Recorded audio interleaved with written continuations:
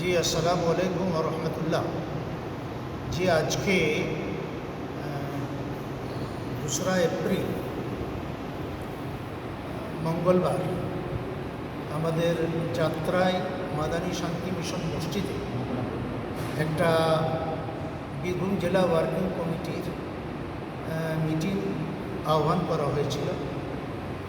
আমরা সকলেই এখানে উপস্থিতি দিয়েছি বিভিন্ন ব্লক থেকে। এখানে যারা এসেছেন, যেমন আমাদের সদাইপুর থানা ব্লক জমিয়তের পক্ষ থেকে মৌলানা ইজাজ সাহেব রয়েছেন, খয়রাসুল ব্লক জমিয়তের পক্ষ থেকে আমাদের হাফেজ নাসির সাহেব রয়েছেন, আর আমাদের ইলামবাজার ব্লকের পক্ষ থেকে আমাদের হাফেজ মনিউদ্দিন সাহেব রয়েছেন, আমাদের দুবরাজপুর ব্লক থেকে হাফেজ মাহমুদ সাহেব রয়েছেন, আমাদের নানুর ব্লকের পক্ষ থেকে আমাদের স্নেহভাজন প্রিয়ভাজন হাফেজ উমর ও আরেকজন মোল্লা কিনা মোল্লা আফসার সাহেব রয়েছেন, আর আমাদের বোলপুর ব্লকের পক্ষ থেকে আমাদের এখানে মোল্লা মহিবুল্লাহ সাহেব, মোল্লা আব্দুল বারি, আর আমাদের মোল্লা মুস্তাকিম সাহেব রয়েছেন, আর আরও বিভিন্ন ব্লক থেকে সব রয়েছেন, এখানে উপস্থিতি দিয়েছেন।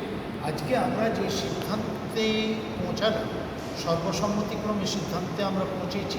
আমাদের বীরভূম জেলা জমিয়তের পক্ষ থেকে আমাদের আগামী যে 10 তারিখের রামলীলা ময়দানে যে আমাদের ধর্ণা ও প্রতিবাদ সভা, ওয়াকফ সংশোধনী বিলের প্রতিবাদ সভা রয়েছে, ধর্ণা রয়েছে, সেখানে আমাদের স্বনামধন্য রাজ্য সভাপতি হযরত মোল্লা সিদ্দিকুল্লাহ চৌধুরী সাহেব আমাদের কাছে 5000 প্রতিনিধি চেয়েছেন। তো ইনশাআল্লাহ আমরা 5000 প্রতিনিধি আমাদের সেদিন উপস্থিতি দেবে।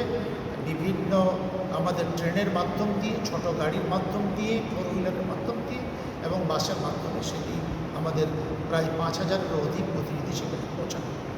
দ্বিতীয় সিদ্ধান্তে আমরা যেটা পৌঁছেছি, আমাদের এই 2025 থেকে নিয়ে 2027 টার্মের সদস্য সংগ্রহ অভিযান চলছে।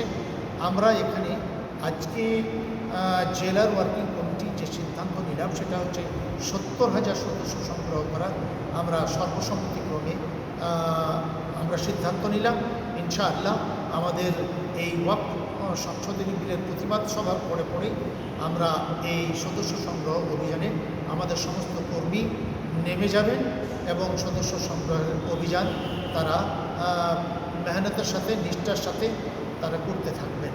আজকে আমাদের আর কোনো আলোচনা না থাকা, আজকে আমরা এখানে সভা মুলতবি করছি। আল্লাহ তাআলা আমাদের সভাকে কবুল করুন এবং আমাদের যে আগামী 10 তারিখের ওয়াকফ প্রস্তাবিত ওয়াকফ সংশোধনী বিল রয়েছে, আজকে সেটা কেন্দ্রীয় মন্ত্রিসভায় বিলটা পাশ হবে। আমরা আল্লাহর কাছে এটা কামনা করি, এই বিল যাতে পাশ না হয়, তার জন্য মহান পরম করুণাময়ের কাছে আমরা আন্তরিকভাবে আল্লাহর কাছে এটা আমরা প্রার্থনা করি। আর আমি বীরভূম জেলার সমস্ত মুসলমান ভাইদের কাছে আমার আন্তরিক অনুরোধ, এই বিলটা যাতে পাশ না হয়। আর আমাদের যে ধর্ণা সভা রয়েছে 10 তারিখে, সকলকে যাওয়ার জন্য আন্তরিকভাবে অনুরোধ জানাচ্ছি। আপনারা সুস্থ থাকবেন, ভালো থাকবেন এবং ওই দিনে পৌঁছানোর জন্য সকলেই নিজের নিজের মেহনতে সব দলবদ্ধভাবে আপনারা যাবেন। 10 জন করে একটা দলবদ্ধভাবে ব্যানার ব্যাচ নিয়ে আপনারা। আসসালামু আলাইকুম।